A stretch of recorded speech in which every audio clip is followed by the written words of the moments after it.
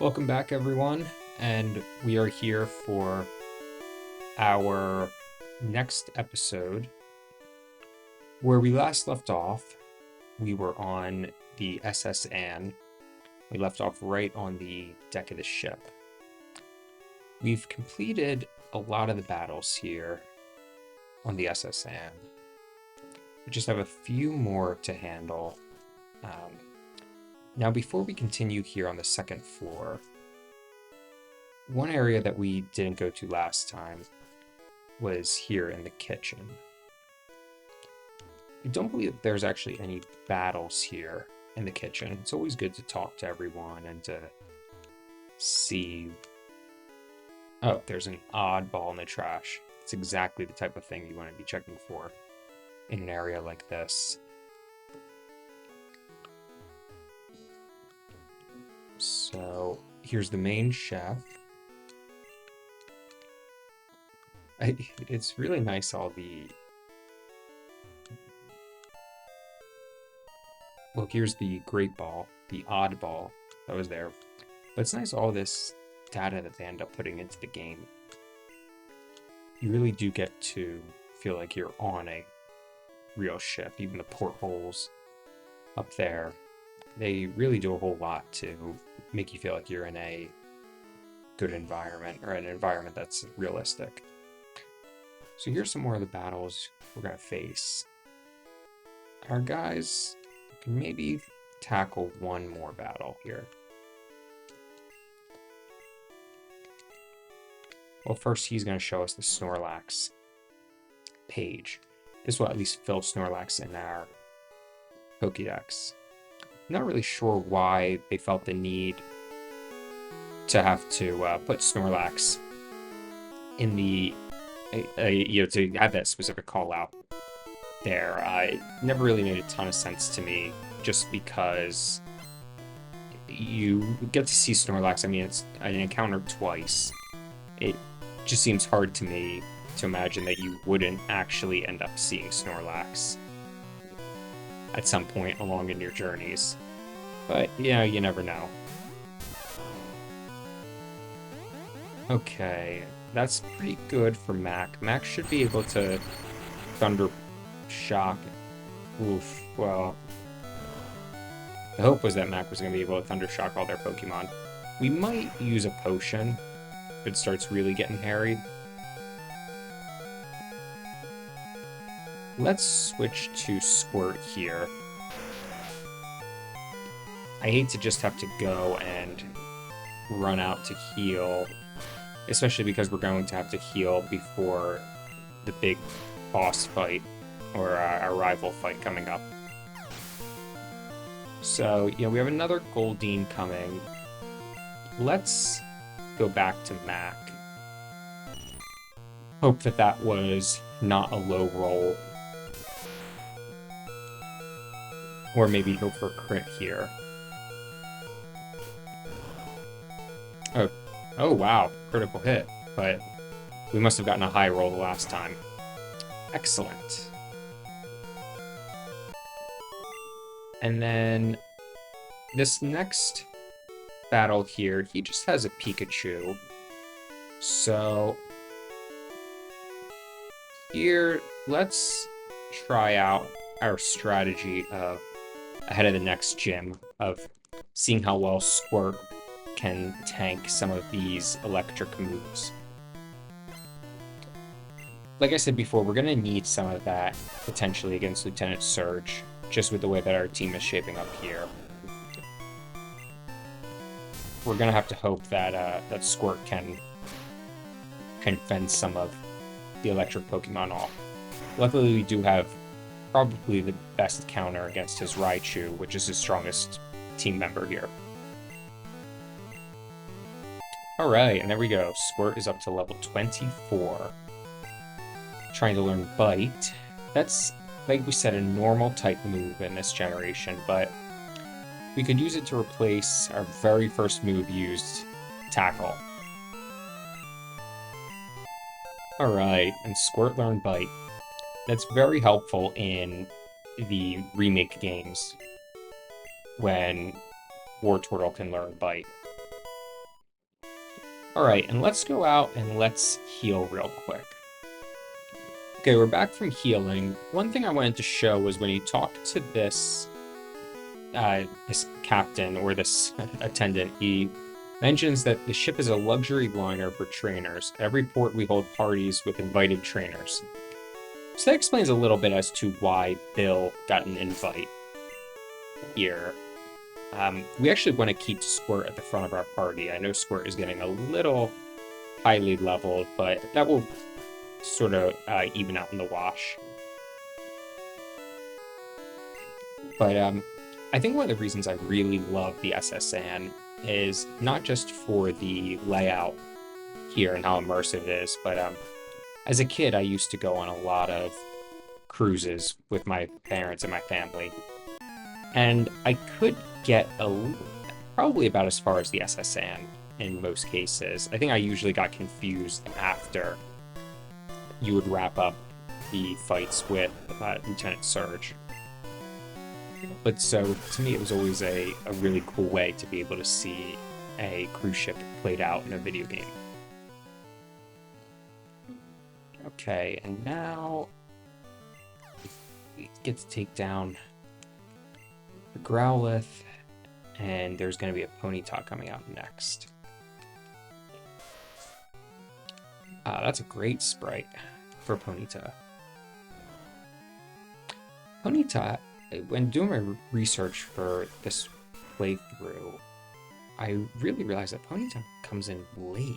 Ponyta isn't available until the Pokemon Mansion, which seems surprising for one, a well-known guy, but also one that is that isn't really that strong. All right, our next trainers, I think, why don't we lead with, why don't we lead with Mama here for this next battle? Get a little bit of experience before our rival fight. I do like how she mentions that there was a party on board right before the ship takes off.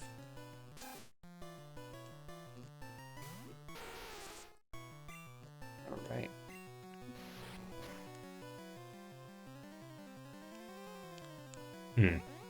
Man, all right. Now I think you're starting to see why Nidoqueen and Nidoking are so strong.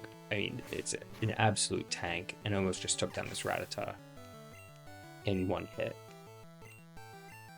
When we're going to be immune to pretty much anything Pikachu can throw at us, aside from any of the quick attacks of the world, and it doesn't even really matter.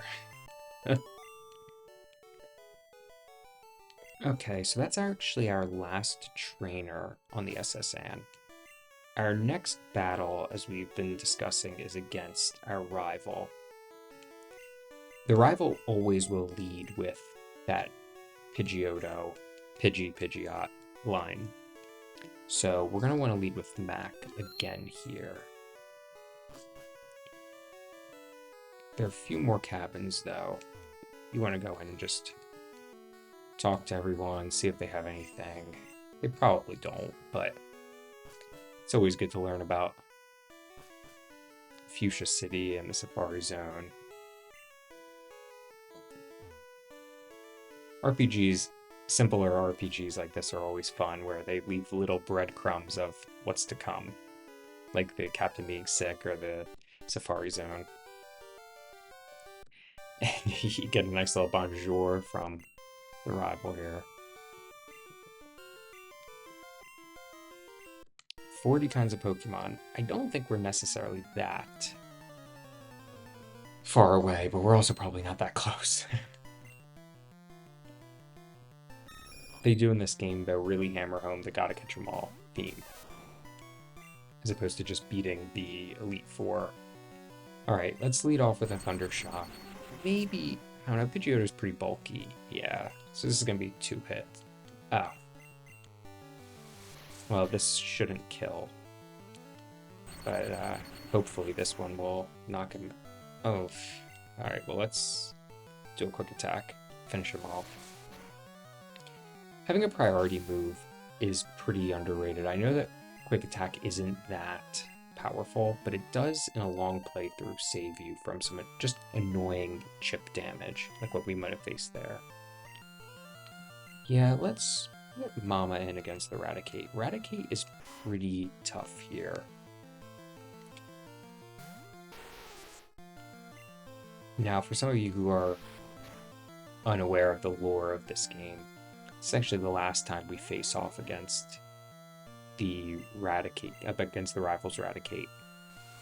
And the theory here is that next time we see the rival is in the Pokemon Tower, and he appears to be mourning a Pokemon, and people have theorized for a while that he's mourning his Raticate. All right. You know, let's see what Meowie can do here. Kadabra does have confusion, but let's see if a Body Slam will take him out. His defenses are not very good. A Payday here would hopefully... Okay, good. Well, adds a few more coins. So my Meowth actually has a little pattern on his forehead right around where the virtual Meowth's coin is. So I always like to joke that he has the exact same Meowth coin. We're still disabled. Alright, then let's do Bite. Actually did barely more than I thought. We're going to be able to get a few good hits off here. The Leech Seed is actually probably pretty helpful. We're going to be able to tank one more hit, hopefully. And then... Oh, nice. Wow! Who would have thought a Meowth could take down two of his Pokemon?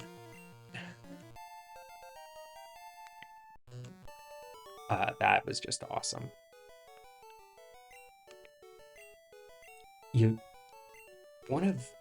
Oh, and we picked up an extra $38. Thanks to Meowth. Meowth definitely wins MVP of that battle. So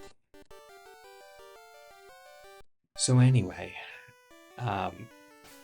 one of the really cool things about these games is that you really do get an understanding for, how do I say this? It's a little bit easier to understand what will be effective and not effective. Just because you don't have the physical special split, you don't have, you have the one special instead of special attack and special defense. I'll continue that discussion after we have this discussion with our captain. It's brilliant how they use the nurses theme there. And here you get... Oh, uh-oh, we don't have any room for cut. Okay. Oh, wow, and you have to go through this all again if you don't have the room. Okay, well... Let's use up one of our items. That is surprising.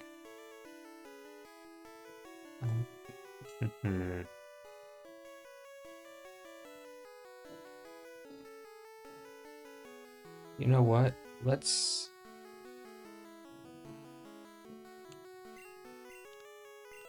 teach Water Gun to someone who can learn it. Meowth can learn it. He doesn't need it. But let's teach it to him anyway.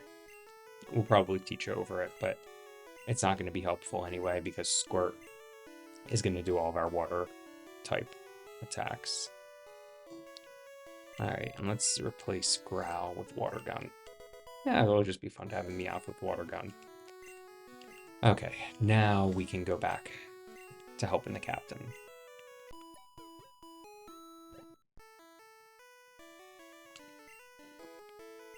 Alright, now for the third time, we can hopefully get cut.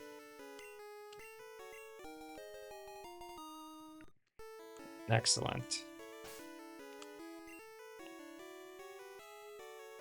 So let's hope that, let's see who can learn cut. No one. That's what I thought. One funny thing is, if you look into the trash can, it'll tell you that you shouldn't have looked. So you do want to be careful after you trigger that cutscene with the captain. If you do leave the SSN, you will not be able to come back. It will depart. It's one of the few places in Pokemon games where you can, I don't want to say soft lock your game, but you can entirely remove an area that you can't return to. So you do want to be careful. We have gotten everything. There was one hidden hyper potion, but I won't go back for it.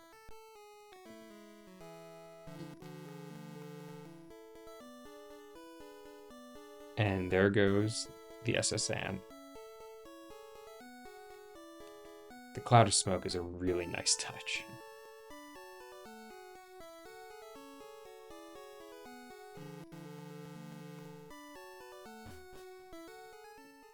The attention to detail there is brilliant. Now the ship has set sail. We can't go back. However, we do have a gym battle to face. In order to get there, though, we need to catch a Pokemon that can learn Cut. And I have just the Pokemon in mind. Let's see what Meowth can do here inside Diglett Cave.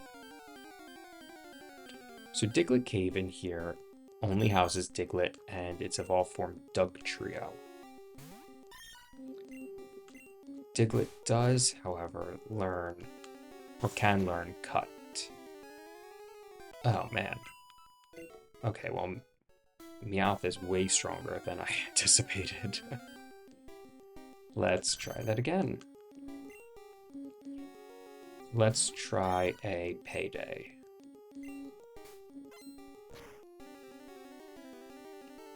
Brilliant. Okay.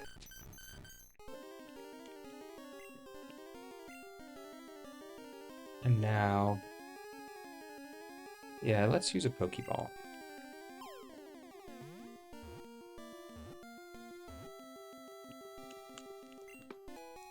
Alright, and Diglett was caught. Diglett, you're not going to be here for long. Or maybe you will be, but you're not going to see much battle tests. Lives about 1 yard underground where it feeds on plant roots. It sometimes appears above ground. Well, that's very helpful. We are going to nickname Diglett anyway, though. Let's name Diglett...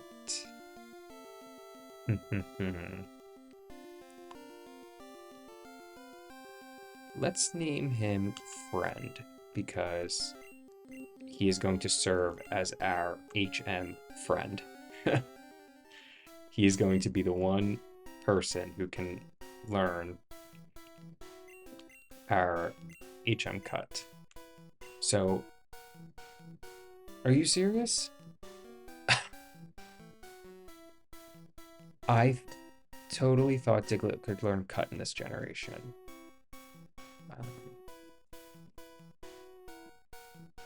Well, let's...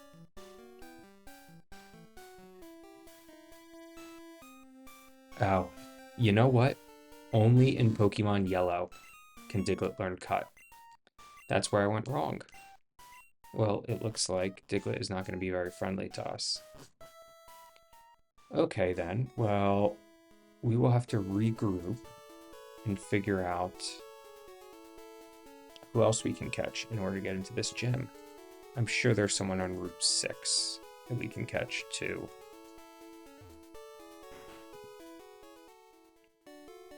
You know what? We can catch Bellsprout at a pretty high rate, and Bellsprout, I'm pretty sure, can learn Cut. Yes. Alright, well then... we'll have a little bit of time to be able to, to reboot. Well, you know what they say about best laid plans. This will give us an excuse, though, to go and deposit Friend. I guess I did speak it to existence when I said that Friend wouldn't be on our team for very long. And then let's deposit some of the items we don't need to clear up some space. So we don't need Bide. We don't need a Moonstone anymore.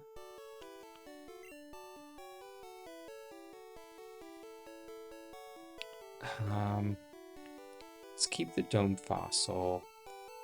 Let's deposit these TMs, though, because we're not going to use them right away.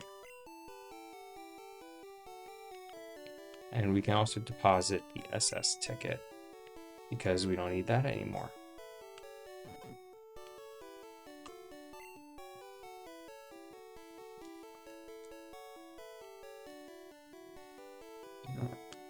We can deposit some more stuff here too. Okay. Now we can get back to business. Well, if any of you thought that, had any doubts that this was scripted, now you certainly know. It will come in handy, though, that we caught our friend, because, well, one, we get Bellsprout immediately on an encounter. Its nose snout looks ridiculous in this generation. I get that this shading they were trying to do, but the conical shading, it just doesn't no favors to it. It actually is not a waste, though, that we caught Diglett.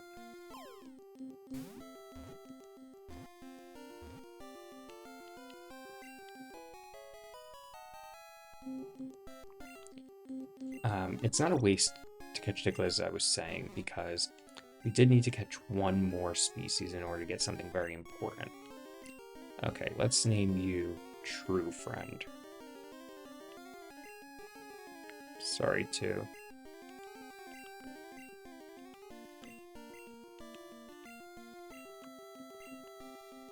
Okay, so we have Friend and we have True Friend.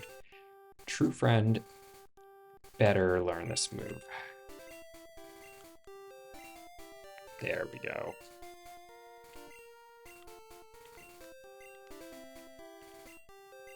Alright, let's forget growth. Alright, there we go.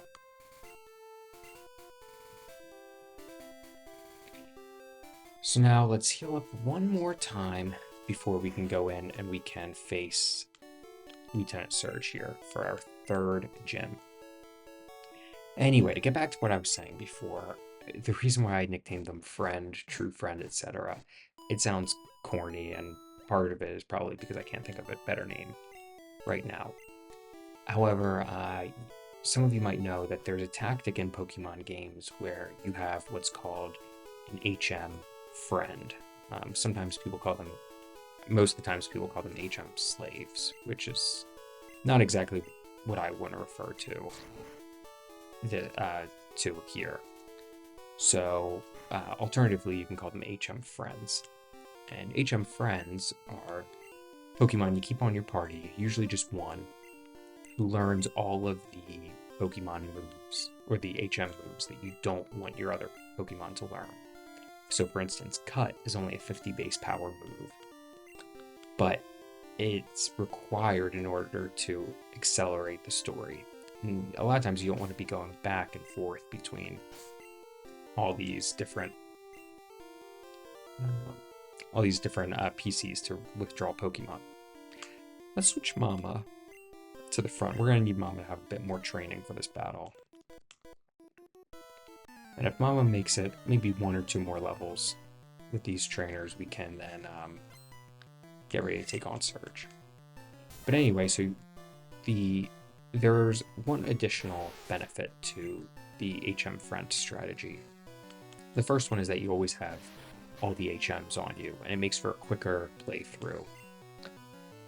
The other benefit to it is that you end up only using experience on 5 party Pokemon instead of 6. And in a playthrough, having 1 less party Pokemon, splitting all your experience among just 4 or 5 Pokemon actually makes a big difference in level growth. I do want to teach Body Slam. Let's do it instead of Growl.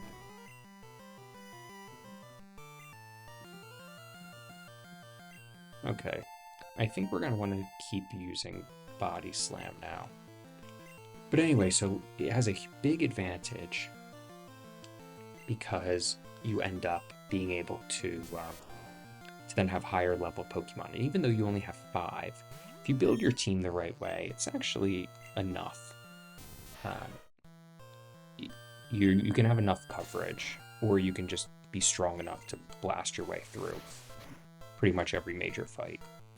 Some games it's going to be more difficult. You know, Cynthia, you might have to really build the perfect team for just to have the right type coverage. But otherwise, it's a pretty solid strategy for those 2 reasons. We're not going to necessarily be doing that just yet.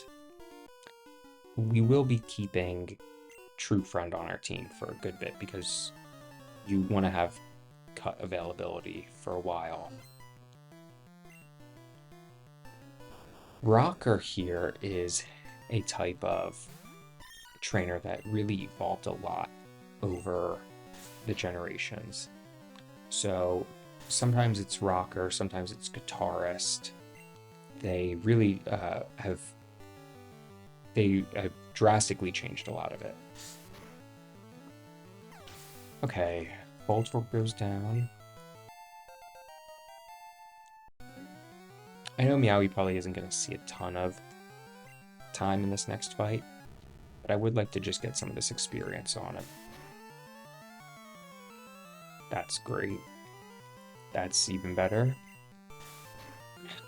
I don't know if it's the Gen 1 AI or we're just getting lucky or what it is, but we really seem to be having, so far, a pretty unique run in terms of just things working out our way.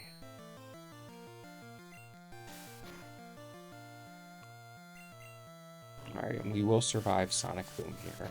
Sonic Boom is a move that always does exactly 20 HP of damage. It is extremely overpowered in certain regards. So early game, when you don't have a ton of HP, it is terrible to go up against.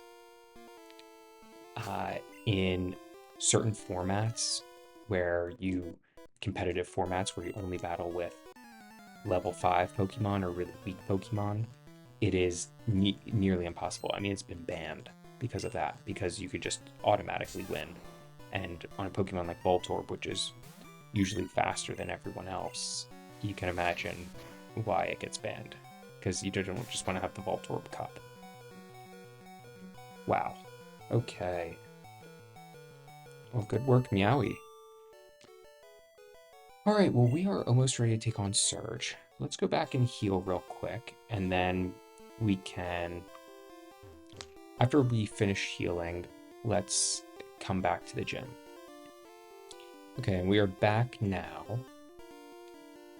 So the puzzle here... Wow, I hope I'm going to be able to show you. If I get this on the first try... That has never, ever happened before to me. Usually you have to check all of these multiple times. You have to get the switch wrong. For those of you who don't know, there's one electric switch under this trash can. You have to check every single one, and once you find one electric switch, then the next switch is in a trash can next to it. But a lot of times that could be only 3 to 5 trash cans. So it takes multiple times to do this. And we just got it on our very first. This might just be a magical run. Wow. Okay. So I'm feeling pretty good now. Let's continue to lead with Meowth. Okay. I think we can do a solid enough damage against our fellow American. Okay, and so Lieutenant Surge is the Lightning American. Lieutenant Surge here, he gives credence to a theory as to why there are no fathers in the Pokemon game. Many people theorize that, well, that's an interesting strategy. Voltorb was probably already faster. And now we don't have a priority move. But we can tank a tackle. And now we can get a few coins.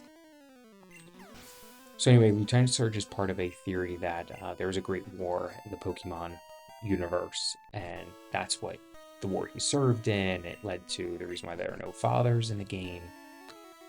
So, I think it's an interesting theory. I just also think they just wanted a different type of trainer here. Wow. Way to go, Meowie.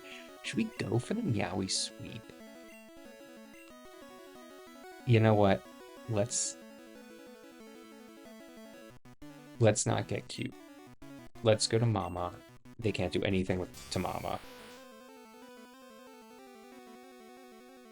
Or we might not even have to go back and heal. We will do body slams. Our entire face against Lieutenant Surge will be a bunch of body slams, just killing him. I'm paralyzing his Raichu. That's even better.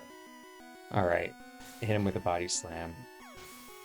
And the final one falling to the ground will be Lieutenant Surge's body slamming onto the ground after that defeat. Oh man, this can be a really difficult battle, and we just destroyed it. Meowie actually destroyed it. I think he would have taken down that Raichu pretty hard. Now we can use Phi at any time. And we get probably the best TM you get after defeating anyone. You get Thunderbolt. This is going to really, really make Mac a powerhouse now. Okay, so now we can replace Thunder Shock with Thunderbolt.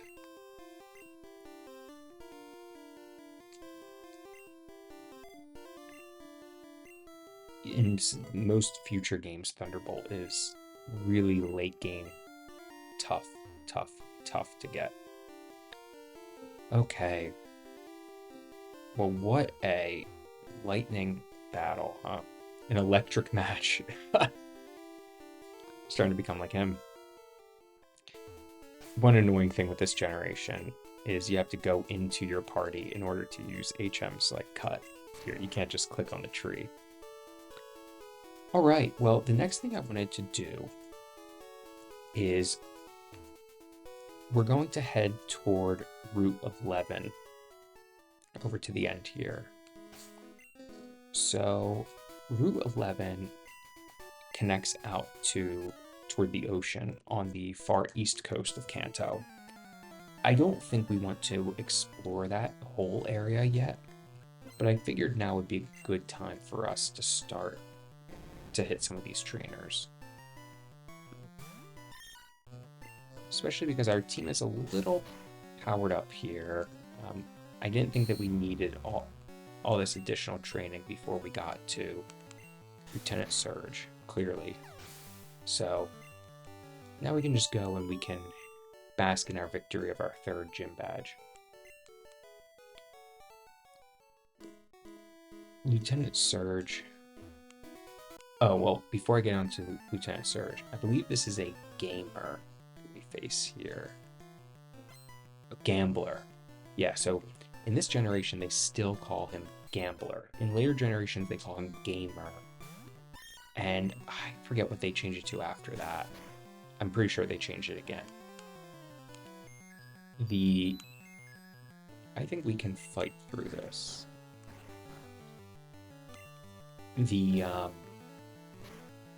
A lot of that has to do with the issues with including gambling and related themes in European video games and the rating they would have to be. So I believe that the rating, instead of being for age 3, it would have to go up to age 7 or maybe even higher. So that's why the game corner is taken away in later games. It's also why you change this gambler's name. Funny enough, it's actually also the reason most people speculate as to why the Fire Red and Green ports that were just released were released as individual versions for each country or for each language. And it was so that way you didn't have to remake the game. Essentially, the way that the European law breaks down is that it would allow them to not have to change the rating for an intervening, because of an intervening change in their rating for gambling related games with the European gaming system. Really fascinating, and I believe that change occurred. It was always a little higher, but I believe there was a more drastic change that occurred where now they would have to really essentially make the Pokemon games like T for teen in the European releases, unless they kept them the exact same as they were with the prior authorization. As an intellectual property lawyer, that is not legal advice. That joke aside, though, I just thought that was really curious, the way that those laws hammer out, and also the exceptions to it. You wouldn't imagine, or maybe you can imagine, how complicated or why some decisions are made because of some exceptions like that. Okay. Like I said, we want to make sure that we hit all the trainers in here. Sandshrew, that would have been a good potential cut friend. Yeah, let's run away because Sandshrew might know a ground move, and we can't use our strong Thunderbolt against him. As you can see, though, Thunderbolt is such an upgrade for Mac. Mac was doing pretty solid before. I would give Mac like a C+ or a B previously. Well, now we are going to see what Mac can do against a Sandshrew. But Thunderbolt just takes it to another level. Ooh, nothing. Okay. Yeah, let's switch to Squirt here. Slash has a high critical hit chance too, so let's hope that we don't get a crit on the switching. Oh, we can survive that.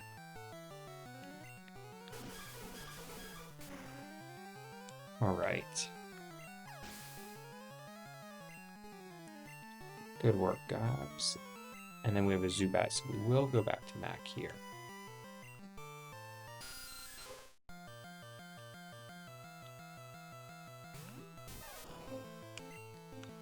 Oh, so one other thing to mention about Route 11. So Route 11 makes its way all the way out to, like I said, the Eastern Sea. We really can't advance beyond that, as you'll see, because there's a Snorlax blocking the path. Now, maybe the developers thought that people wouldn't come across that Snorlax, and that's why they include it. But Snorlax is included on the SSN in the with the NPC who shows you the Snorlax entry. But it still doesn't make a ton of sense to me. So, who knows? This is one of those times where Thunderbolt is not super effective, but I think because of Stab, actually it's not going to be enough. Let's switch to Meowth, I guess. Or, actually, let's just do a quick attack and see how that goes. Okay, we can survive. Actually, maybe not. This is going to be painful. Alright, let's hope that, there we go. Alright. We don't really have many great answers to the grass type, do we? I mean, I guess Mama takes neutral damage. But, yeah, maybe that's something we gotta be on the lookout for moving forward.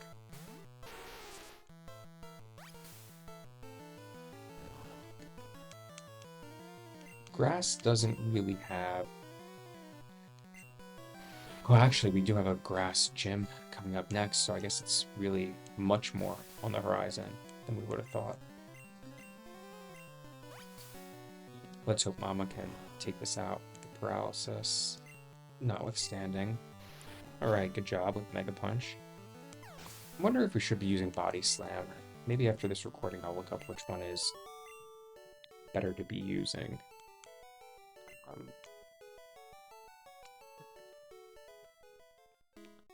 Yeah, this poison is going to be taking us down pretty good. Let's see if we can get one attack down here with Mac. Or maybe just switch out.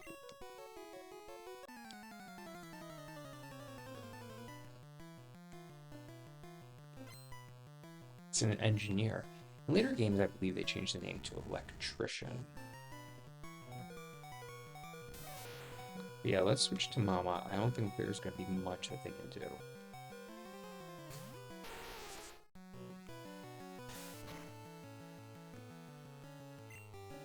Alright, and let's do a Body Slam.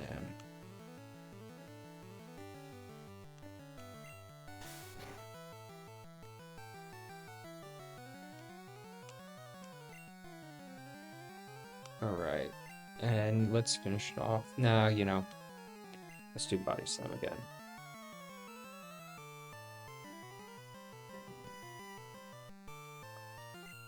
You know, I did check.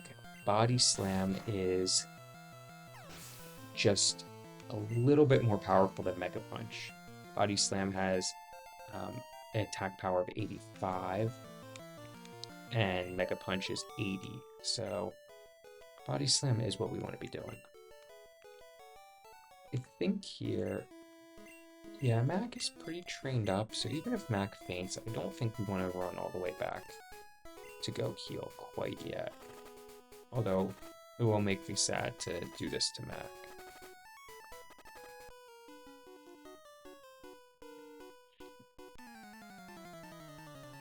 Poison is something you really got to be careful of in a Nuzlocke run, for sure.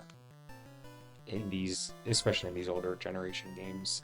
In the newer ones, you won't.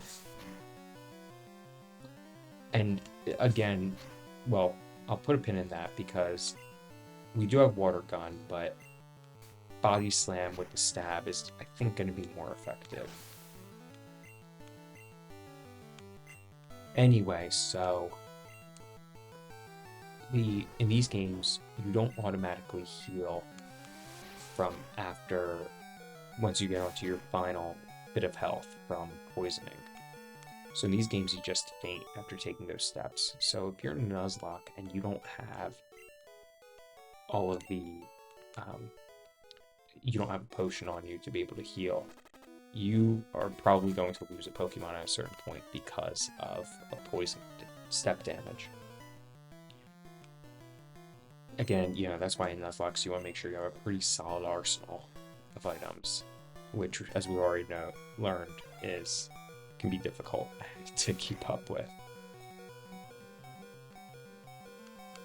Alright, good job, Meowth. Let's just keep riding Meowth, huh? He needs the experience. Wow. Famous last words. Alright, well, let's do the same with Mama.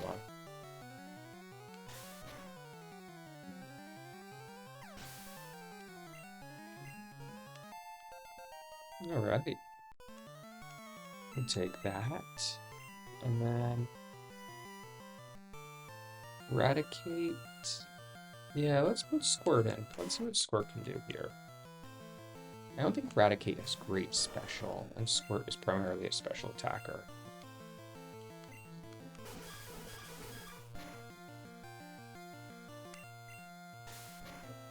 At least in terms of its water moves. Dig might actually have been a better move to pick there, but yeah, we still survived. Okay, and way to go. Squirt up to level 25.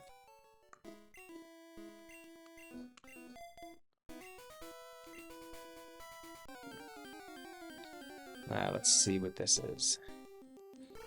A drowsy, as the anime would say. Let's do a Thunderbolt. Oh no, Drowsy has high special. Why would I do that? Ugh. Ah, that hurts. Ooh, that one really hurt.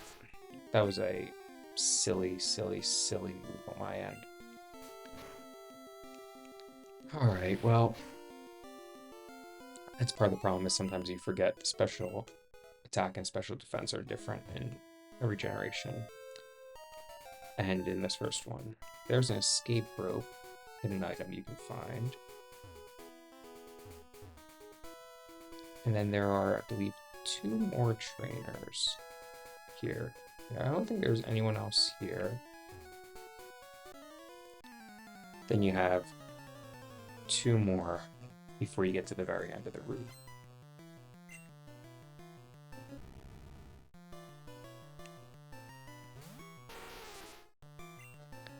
Now, Mama is gonna have a little bit of time before we get a ground move we can use on it. I'm still surprised that the Nido line doesn't learn Dig.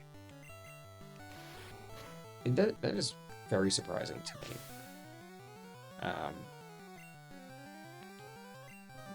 I wonder if the Nido King line does.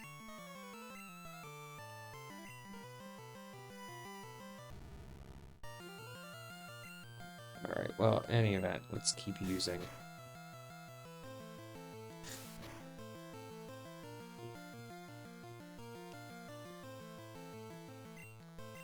Body slam. Yeah, no, it doesn't look like the Nidos do either. That's really funny. Or the Nido King. Huh, you would think they give being one of the few ground types you get that early in the game, they would have given them access to Dig.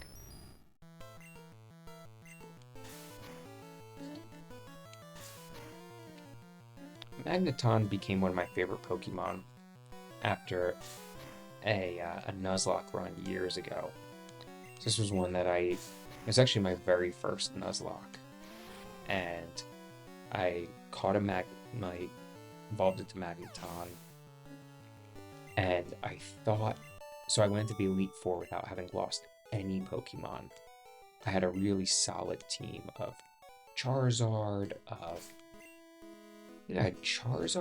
Gyarados. I remember having the Dugong, the Magnemite I talked about, a Drowsy. I can't remember my last Pokemon right now. But anyway, I went into the Elite Four with a full team, not having lost anyone. And all of my guys went down, one by one. It got to the point where, at the very end, I was down to just my Dugong and my Magneton. And don't you know it? Don't you know that the Sonic Boom was coming? Alright, well, let's do a Dig. And anyway, Dugong and Magnemite ended up taking out Lance's entire team. Shockingly so, very underleveled. And so the two of them became heroes, favorites of mine. Magneton especially, because Magneton was the one that tanked the final hits and barely survived and ended up putting us in the Hall of Fame. So it's funny, that's why Nuzlocke is great, is you really grow to love these Pokemon you wouldn't have even cared for before. Okay, and Gambler, my first loss. I find that very, very, very hard to believe. If we head out this way, we see this sleeping Snorlax. And with that, I think we will call it a wrap on this episode. So thanks for joining in, everyone, and I will see you next time.